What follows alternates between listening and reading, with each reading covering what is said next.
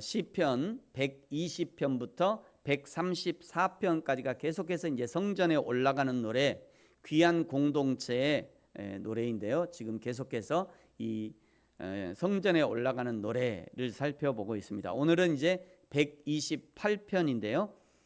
성경은 그 성경이 기록된 상황과 형편을 고려하지 않고 기록된 문자 그대로만 읽으면 엉뚱한 해석이 나오는 경우들이 종종 있습니다. 한국 교회의 성도들이 가장 많이 오해하고 있는 성경 구절 두 구절을 제가 소개하겠습니다. 가장 많이 오해하는 첫 번째 대표적인 구절이 욥기 8장 7절일 거예요. 여러분, 욥기 8장 7절 다 같이 한번 읽어볼까요? 시작. 내 시작은 미약하였으나 내 나중은 심히 장대하리라. 아멘. 이 좋은 말씀이 웬만한 가게에 또는 이사가는 집에 다들 하나씩 걸려, 웬만한 가게에는, 믿는 사람들 가게에는 대부분 걸려 있을 거예요. 근데 여러분, 이 말은요 원래 수앗 사람 빌닷이 욥을 비꼬면서 하는 말이에요. 욥기 7장, 욥기의 6장과 7장을 보시면요, 욥이 자신의 처지를 한탄하고 그리고 욥을 정죄하는 친구들을 반박하는 내용이에요. 그 중에 욥기 6장 26절부터 30절까지 보면요, 욥이 이렇게 말합니다. 너희가 남의 말을 꾸짖을 생각을 하나, 나를 꾸짖는다니. 여기에 너희가 남의 말을 꾸짖는다, 이게는 나를 꾸짖어, 욥을 꾸짖는다, 이런 의미예요. 너희가 남의 말을 꾸짖을 생각을 하나 실망한 자의 말은 바람에 날아가느니라. 이 실망하는 자는 친구를 얘기하는 거예요. 너희들 나를 꾸짖지만 너희들이 실망할 거야. 실망할 수밖에 없어. 너의 실망하는 자의 말은 바람에 날아가. 이런 얘기를 하는 겁니다. 28절에 너희는 고아를 제비 뽑으며 너희 친구를, 나를, 이런 의미예요. 나를 팔아 넘기는구나. 이제 원하건대 너희는 내게로 얼굴을 돌리라. 내가 너희를 대면하여 결코 거짓말하지 아니하리라. 너희는 돌이켜 행악자가 되지 말라. 아직도 나의 의가 건재하니 돌아오라. 내 혀에 어찌 불의한 것이 있으랴. 내 미각이 어찌 속임을 분간하지 못하랴. 이렇게 이제 욥이 자기 자신의 의를 변호하는 겁니다. 그리고 나서 이 욥이 어떻게 자기를 이렇게 변호했더니 친구인 수앗 사람 빌닷이 욥에게 하는 말이 8장이에요. 8장에 수앗 사람 빌닷이 욥에게 대답하여, 그에게 욥에게 대답한다는 거예요. 욥에게 대답하여 이르되, 그 다음에 7절에 내 시작은 미약하였으나 내 나중은 심히 장대하리라. 이거는요 욥을 인정하는 게 아니고 이 말에 대해서, 이 7절에 대해서 조금 더 이제 감정을 실어서 현대어로 저의 말로 현대어 저의 말로 번역을 해보면 이런 말이야. 아이고 잘나셨어요 정말. 그래, 네가 아주 퍽이나 잘났다. 네가 아주 잘 될 거야. 그래 한번 돈벼락을 맞아봐라. 그래 너희 자자손손 잘 먹고 잘 살아. 이런 의미예요. 이런 의미로 친구 빌닷이 욥을 비꼬면서 말한 겁니다. 이 믿음의 사람 욥을 비꼬았던 말을 그 상황의 전과 후를 무시하고 딱 이 고백만 보면 좋으니까 개업 가게에도 달아주고 집에도 덜어주고 다 달아주는 거예요. 여러분, 그렇다고 해서 여러분 집에나 가게 이 액자가 걸려있으면 나 당장 뜯어가고 저걸 없애야지, 그렇게 하지 마세요. 그렇게 할 필요는 없고, 이제 전후 사정을 들었으니 기억하고 계시다가 혹시 누군가가 들어와서 저 말씀은 어떤 의미예요? 이렇게 물어보거든. 여러분이 차근차근 설명해 주세요. 오늘 들은 이 이야기를 설명해 주시면 아마 여러분에게 그 사람이 엄지척 할 겁니다. 이야, 어디서 배웠대요 그런 거를. 오, 난 몰랐는데, 야 대단하시네. 엄지척을 해줄 겁니다. 교회와 성도들이 오해하는 또 한 가지의 성경 구절이 있어요. 자, 히브리서 4장 12절입니다. 같이 한번 읽을까요? 시작. 하나님의 말씀은 살아있고 활력이 있어 좌우의 날선 어떤 검보다 예리하여 혼과 영과 및 관절과 골수를 찔러 쪼개기까지 하며 또 마음의 생각과 뜻을 판단하나니. 아멘. 하나님의 말씀에 이런 능력이 있으니까 암 환자의 암세포를 찔러 쪼개주시고, 이 쪼가 아주 힘을 주셔야 돼요. 아주 암 환자의 암세포를 찔러 쪼개주세요. 하나님의 말씀에 광선을 비춰주셔서 나쁜 균들을 아주 사멸시켜 주세요. 이렇게 기도하죠. 관절 환자에게 힘을 주셔서 일어나게 하시고, 수술이 필요한 환자에게 하나님의 예리한 성령의 칼로 수술해 주셔서 치유해 주세요. 그러면서 그 다음에 꼭 나오는 기도 문구가 있죠. 불러 성령의 불, 막 이러면서 기도한단 말이에요. 여러분, 기도하는 것까지는 좋아요. 기도하세요. 기도하는 것까지는 좋은데 이 말씀을 문자 그대로 믿고 병원에 가야 할 사람이 병원에 안 가고, 수술이 필요한 사람이 수술을 미루고, 의사의 진단과 처방을 받아야 될 사람이 내가 하나님 말씀 믿고 기도했으니까 이제 하나님이 기적적으로 치료해 줄 거야, 우리 목사님이 와서 기도해 주셨으니까, 성령으로 기도해 주셨으니까 나는 이제 병원 안 가도 돼, 이래서는 안 된다는 거예요. 이 말씀도요, 바로 윗 구절 8절부터 11절까지 보면 어떤 의미냐면, 만일 여호수아가 그들에게 안식을 주었다라면 그 후에 다른 날을 말씀하지 아니하셨으리라.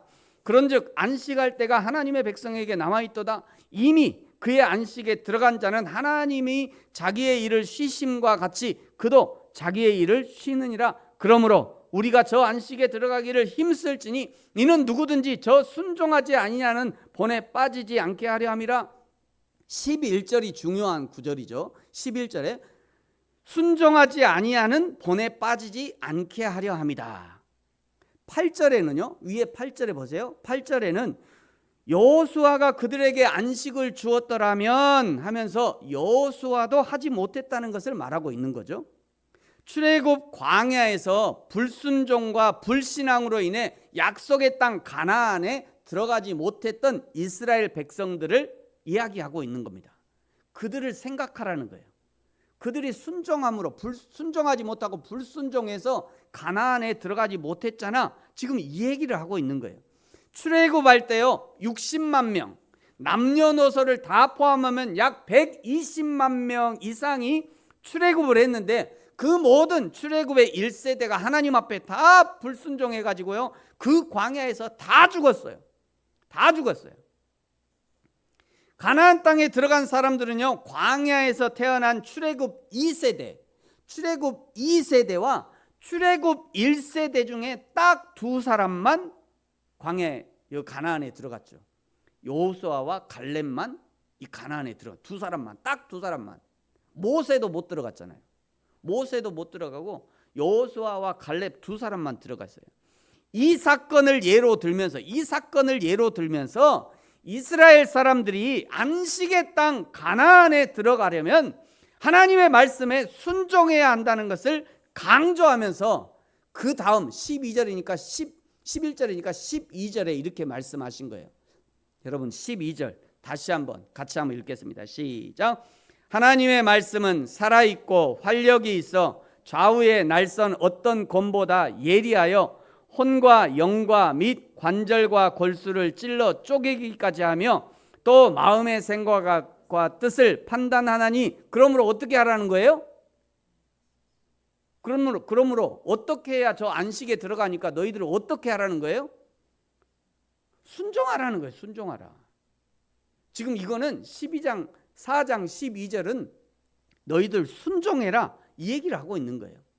하나님 앞에서 여러 가지 핑계대지 말고 네 마음속에, 네 머릿속에 요리조리 순종하지 않을 핑계만 생각해내지 말고, 순종 안 할 조건을 찾아봤자 혼과 영과 및 관절과 졸수를 찔러 쪼개기까지 하시는 하나님의 레이더에 딱 걸리니까 잔머리 쓰지 말고 순종하라는 거예요. 하나님의 말씀에 순종하고 성령 하나님의 인도하심에 순종하는 것이 하나님이 예비하신 가나안의 안식, 그리고 영원한 천국 안식에 들어갈 유일한 길이니까 순종하라는 거예요. 하나님은 지금 말씀에 순종하라는 의미로 히브리서 4장 12절에 말씀을 하시는데, 이 말씀을 인용하면서 환자의 치유를 기도하면서 불러 말씀의 불, 말씀의 레이저, 막 임파테이션. 아니, 기도하는 건 좋아요. 기도하는 건 좋은데 이 말씀을 가지고 그렇게 적용하는 거는 전혀 틀리다는 거예요. 이 말씀은 뭐 치유에 관한 그런 말씀이 아니라 순종하라는 거예요. 순종하라는 말씀을 가지고 뭐 치유하고 막 이러면 우리 하나님 곤란해요. 하나님 곤란해.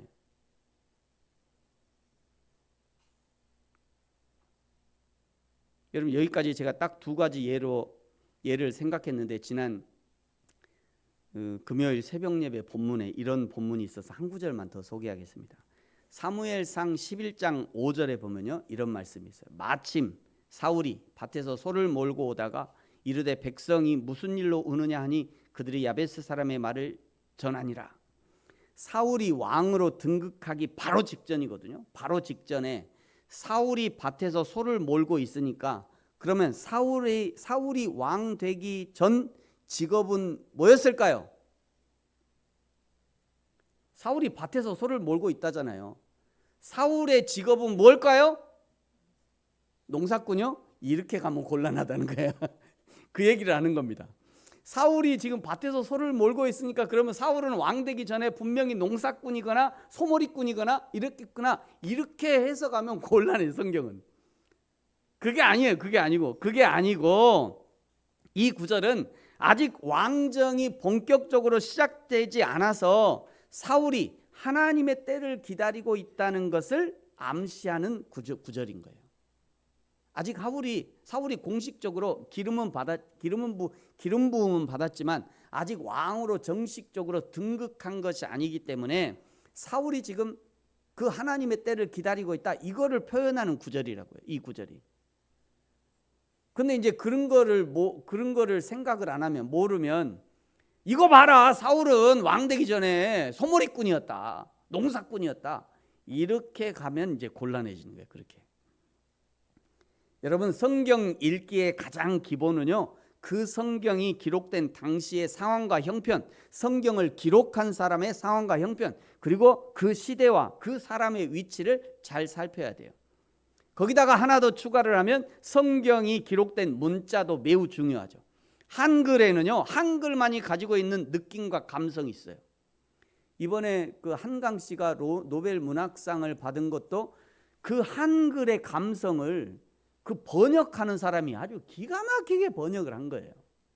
그래서 한강의 노벨상의 절반은 그 번역자의 것이다, 이렇게 할 정도예요.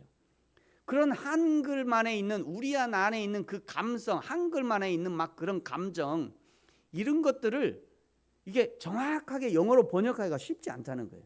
그런데 그 번역자가 그렇게 해낸 거죠, 그거를. 그래서 사실은 노벨 문학상이 그래서 나온 겁니다. 그래서 히브리어와 헬라어에는 그 문자만이 가지고 있는, 그 문자만이 표현할 수 있는 것들이 있다는 거예요. 그런 것도 알아두면 문자로 기록된 성경을 제대로 해석할 수 있는 거죠. 그래서 여러분, 성경 공부가 쉽지 않아요. 그냥 몇 구절 암송하고 끝나는 것이 성경 공부가 아닙니다. 중요한 교리 몇 구절 외우고 중요한 목차 몇 개 알고 있는 것이, 그것이 성경 공부 아니라는 거예요. 여러분, 그래서 신앙생활이 쉽지 않아요. 그냥 할렐루야 아멘 요것만 해서는 곤란해요. 인생 다 살고 나서 신앙생활 30년 40년 하고 죽을 때 할렐루야 아멘만 생각나면 어떻게 하냐고요.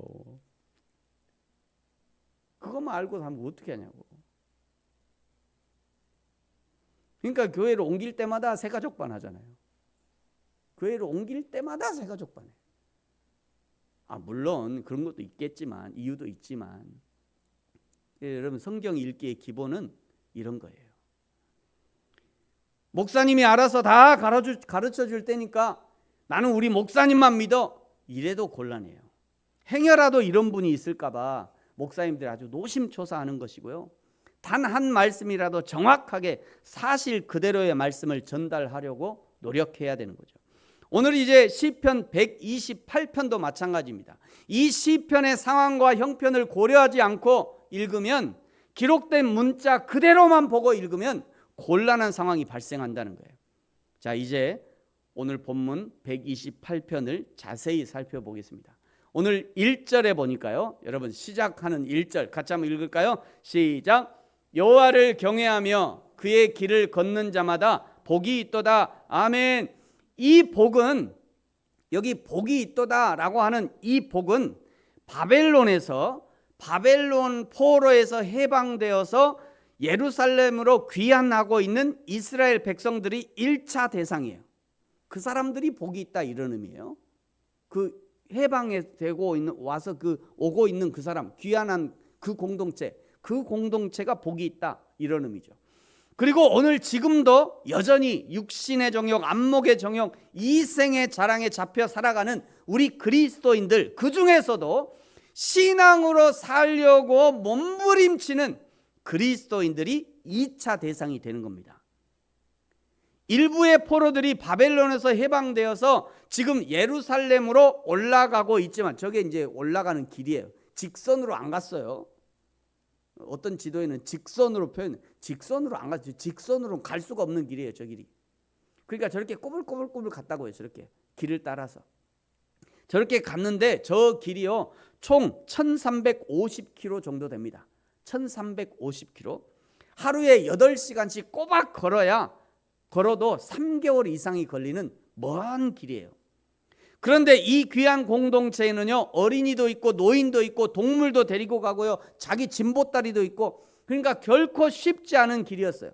그래서 고레스가 일시의 해방을 선포했지만 끝까지 귀환하지 않은 사람들도 저기에 있었습니다.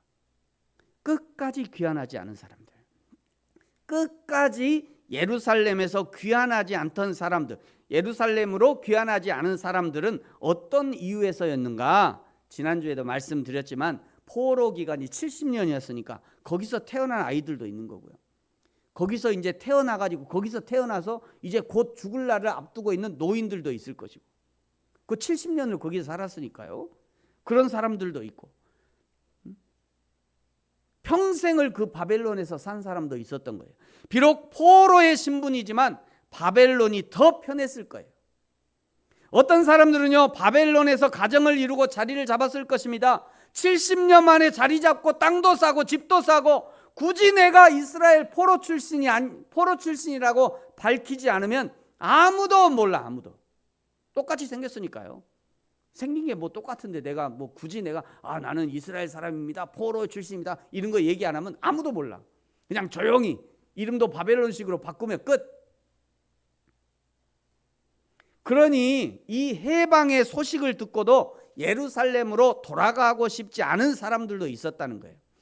그런 예루살렘으로 돌아가지 않을 만한 여러 가지 이유가 있을 수 있지만, 그럼에도 불구하고 그 바벨론을 포기하고 시편 120편에서 고백했던 것처럼 메색,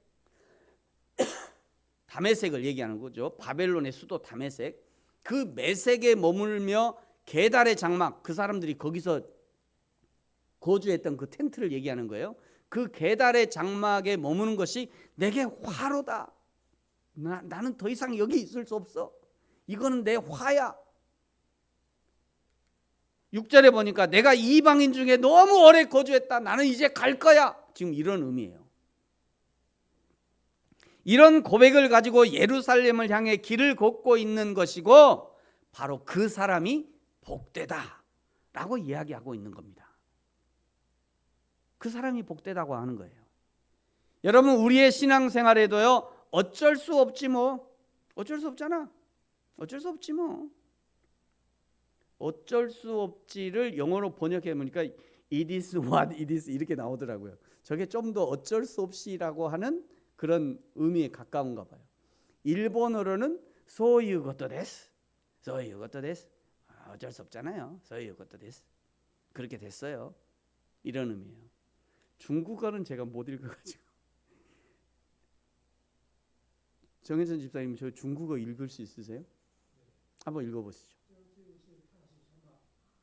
오, 우리 교회는 국제적인 교회예요. 그 위에 일본어도 읽을 수 있으시죠? 아, 그래요? 오늘 원래 제가 이렇게 준비해 놓았더니 어제 밤에 중국 근로자가 한 분 오셔갖고 그분이 오시면 그분한테 한번 읽어보라고 했더니 정현찬 집사님 계셨네. 뭐 어쩔 수 없지 뭐 신앙생활 하다 보면 어쩔 수 없잖아 뭐 그렇게 된 거지 뭐 그럴 수 있지 뭐 어쩔 수 없어. 이런 어쩔 수 없어라는 핑계로 또는 익숙함을 핑계로 신앙의 길을 걸어가기를 포기하는 경우들이 있다는 거예요. 참고로 교회 출석하지 않는 것과 여호와 하나님을 믿는 신앙을 포기하는 것은 전혀 다른 거죠. 지금 대한민국에 있는 교회에는 출석하지 않지만 그러나 여호와 하나님을 인정하고 그 하나님을 섬기는 신앙 가운데 있는 사람도 있을 수 있는 거죠. 때로는 몸은 대한민국에 있지만 대한민국에 있는 교회가 아닌 다른 나라의 교회와 그 교회에 실시간 예배를 드리면서 거기서 예배하는 사람도 있을 수 있고요. 몸은 광주 중흥동에 있지만 그러나 다른 지역에 있는 교회에 실시간 예배를 드리면서 그쪽으로 헌금도 보내는 그런 사람들이 있을 수 있죠. 그러니까 어떤 사람이 우리 교회에 출석하지 않는다고 해서 그 사람의 신앙을 이렇다 저렇다 평가할 수는 없다는 거예요. 이렇게 교회 출석하는 것과 여호와 하나님을 믿는 신앙이 분명 다른 것이지만 그런데 공동체로서의 교회에 함께하는 것은 매우 중요하고 긴밀하게 연결되어 있습니다. 그래서 예수님도 교회에 대해서 말씀하실 때 교회는 그의 몸이다 라고 말씀하셨죠. 에베소서 1장 23절 같이 한번 읽겠습니다. 시작. 교회는 그의 몸이니 만물 안에서 만물을 충만하게 하시는 이의 충만함이니라. 아멘. 교회가 그의 몸이라고 하는 것은요, 이 세상에 존재하는 모든 교회들이 예수님과 한 몸이라는 거예요. 한 몸이라는 것은 운명 공동체라는 의미가 있습니다. 한 몸이라는 것은요, 각자 다른 기능을 한다 이런 의미가 포함되어 있어요. 어떤 교회는요, 발과 같은 기능을 할 수 있습니다. 온 세상을 돌아다니면서 복음을 전하는 그런 교회가 있을 수 있죠. 어떤 교회는요, 손과 같아서 섬김의 은사가 있는 교회가 또 있어요. 신기하게 그런 교회들이 있더라고요. 잘 섬기는 교회가 있어요. 기가 막히게 그 눈에 보이는 사람들이 있는 거예요. 그런 교회들이 있어요. 또 어떤 교회는요, 입과 같아서 하나님의 진리를 선포하고 문서 선교를 하고 이렇게 아주 특화된 그런 교회들이 있을 수 있어요. 2021년 통계이기입니다만 이 광주광역시에요, 정통 개신교회, 정통 이단 아닌 정통 개신교 교회가 1,500개 있습니다. 이 광주광역시에 1,500개. 깜짝 놀랄 일. 1,500개. 그런데 이 많은 교회 중에요, 일본 선교하는 교회를 한번 찾아봤어요. 일본 선교하는 교회와 단체, 우리 부르심교회하고요, 실만한 물가교회, 중일본 선교연합이 유일합니다. 유일해요. 교회라고 다 선교하는 것이 아닙니다. 교회가 하나님 사랑, 이웃 사랑을 외치지만 일본을 향해서 대부분이 일본 놈들, 저 원수 놈들 이렇게 얘기해요. 어제 그 중국 국적의 형제가 와서 그냥 한바탕 눈물을 쏟고 갔어요. 왜 그러시냐고 그랬더니 제가 지난주에 어느 교회에 갔는데, 물론 이게 참인지 거짓인지 알 수 없어요. 어쨌든 이렇게 우시면서 지난주에 어느 교회 갔는데 교회 쫓겨났대요. 왜요? 그랬더니 그 교회에서 당신 중국 사람들이니까 코로나 아니냐, 나가라, 같이 예배할 수 없다, 쫓아내. 막 너무 속이 상해갖고 자기 교회 가고 싶어서 왔는데 쫓겨냈대요. 어떻게 그럴 수가 있어요? 교회가, 그것도 교회가, 당신 중국에서 코로나 아니냐. 제 마음이 좀 아프더라고요. 오늘 그 형제가 오면은 내가 칭찬해 주려고 그랬는데 안 오셨네. 일본에 대해서도요, 대부분 원수처럼 생각하는데, 그런데 그런 일본을 향해서 선교한다고요? 그런 일본에 선교사를 파송하고 선교사를 후원한다고요? 그거는요, 아무나 할 수 있는 일이 아니에요. 아무나 할 수 있는 일이 아닙니다. 그 일에 우리 부르심 교회가 쓰임 받고 있는 것이고요, 우리 성도님들이 그 일에 협력하고 있는 것이죠. 여러분, 자부심을 가지셔도 돼요. 여러분이 헌금하는 그 헌금이 지금도 선교사님들에게, 계속 일본에 있는 선교사님들에게 흘러가고 있습니다. 여러분, 이렇게 교회마다 그 사명이 다르고 그 사명을 감당하는 방식들이 다르기 때문에 이 교회는 이래서 좋은 교회, 좋지 않은 교회라고 판단할 수 없다는 거예요. 그런 것을 핑계로 신앙생활을 포기해서도 안 된다는 것입니다. 걸어가기를 포기하는 사람들보다 땀을 흘리면서도 발바닥에 물집이 잡히면서도 그래도 걸어가는 자가 복이 있는 거예요. 걸어가고 있잖아요. 여러분, 우리의 신앙생활은요, 마라톤과 같아요. 신앙은 단기간에 성과가 나지 않습니다. 신앙을 짧고 굵게 쌈박하게 이런 거 안 돼요. 신앙은 그런 게 안 됩니다. 그런 거 안 돼요. 신앙은 누가 중간에 포기하지 않고 끝까지 견뎌내며 가는가의 싸움이에요. 그 마라톤과 같은 신앙생활의 끝에 우리 주님의 품에 안기는 그 사람이 복된 것입니다. 그렇게 끝까지 걸어가는 자가, 그 자가 2절에 보면요, 내 손이 수고한 대로 먹을 것이고 복되고 형통할 것이다 말씀하죠. 포기하지 않고 기필코 예루살렘에 도착한 그 사람이 3절에 보면요, 이렇게 말씀해요. 같이 한번 읽어볼까요? 시작. 내 집 안방에 있는 내 아내는 결실한 포도나무 같으며 내 식탁에 둘러앉은 자식들은 어린 감람나무 같으리로다. 아멘. 여기 안방에 앉아있는 아내는 곱게 차려입고 서방님 맞을 준비하고 있는 그런 아내가 아니에요. 그런 아내가 아닙니다. 지금 집 안방에 있는 이 아내는 최소 1350km를 걸어서 중간에 포기하지 않고 짐을 이고 지고 아이들 챙겨서 기필코 예루살렘에 돌아온 아내인 거예요. 식탁에 둘러앉은 자식들 역시 바벨론에서 최소 3개월을 걸어서 중간에 병들지도 않고 죽지도 않고 기어코 예루살렘에 도착해서 지금 집 안에 있는 식탁에 둘러앉은 자식들을 말하고 있는 거예요. 그 아내와 그 자식들이 복되다 말하고 있는 겁니다. 여러분, 혹시 여러분 곁에 인생의 어려움을 함께 해온 아내와 남편과 자식들이 곁에 있으면 감사하고 축복해 주십시오.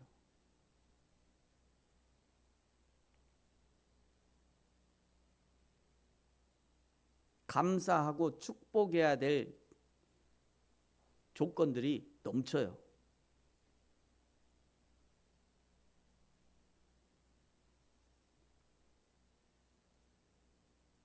나 같은 사람하고 20년, 30년 지금 같이 살고 있는 옆에 있는 사람한테 감사해야지. 여러분은 내가 여러분 남편 되면 같이 살아주실래요? 나 같은 사람은 어떻게 살아요? 여러분은 하루도 못 살 거야 아마. 그런데 나 같은 여자, 나 같은 남자와 옆에 오늘도 같이 살아주고 있는 그 남자, 인생의 어려움을 30년, 40년 겪어오면서 별별 어려움이 있었지만 변함없이 지금도 옆에 있는 그 아내와 그 남편과 그 자녀들이 곁에 있으면 감사하고 축복해 주셔야 돼요. 그들이 있어서, 그 가족들이 있어서, 그 함께하는 동역자가 있어서 저 1350km나 되는 그 귀한 길, 그보다도 더 긴 인생 30년, 인생 40년, 인생길을 걸어올 수 있었던 거예요. 4절의 고백이 바로 그런 고백입니다. 여호와를 경외하는 자는 이같이 복을 얻으리로다. 여기 여호와를 경외하는 사람은 누구이겠습니까? 논란의 여지 없이 지난 3개월간 1350km를 걸어서 예루살렘에 도착한 사람을 여호와를 경외하는 사람이다 라고 인정하고 있는 거예요. 지난주에 시편 126편에서는요 126편에서 말씀하신 울며 씨를 뿌리는 자가 여호와를 경외하는 사람이죠. 120편에서는요 거짓된 입술과 속이는 혀에 넘어가지 않고 기어이 바벨론 땅과 게달의 장막에서 나와서 예루살렘으로 올라가는 그 사람이 여호와를 경외하는 사람이라는 거예요. 그리고 그 신앙의 길, 여호와의 길, 십자가의 길을 포기하지 않는 자에게 여호와 하나님께서 주시는 복이 5절과 6절이죠. 여러분 우리 5절과 6절 다 같이 한 목소리로 같이 한번 읽을까요? 시작. 여호와께서 시온에서 내게 복을 주실지어다. 너는 평생에 예루살렘의 번영을 보며 내 자식의 자식을 볼지어다. 이스라엘에게 평강이 있을지로다. 아멘. 그러므로 사랑하는 성도 여러분, 이 신앙의 길, 믿음의 길을 포기하지 말고 묵묵히 하나님의 성 새 예루살렘을 향해서 걸어가시기 바랍니다. 이 길 끝에서, 이 신앙의 길 끝에서, 이 인생 여정의 길 끝에서 우리 주님께서 우리를 맞아주시고 우리 눈에서 눈물을 씻어주실 거예요. 착하고 충성된 종아, 내가 작은 일에 충성하였음에 내가 많은 것을 내게 맡기리니 내 주인의 즐거움, 이 천국의 즐거움에 참여할지어다 말씀하시고, 그리고 맞아주시는 예수님을 기대하심으로 오늘 좌로나 우로나 치우치지 말고 도중에 포기하지 말고 끝까지 믿음으로 신앙의 길을 걷는 저와 여러분이 되어지기를 예수님의 이름으로 축복합니다. 기도하겠습니다. 우리 오늘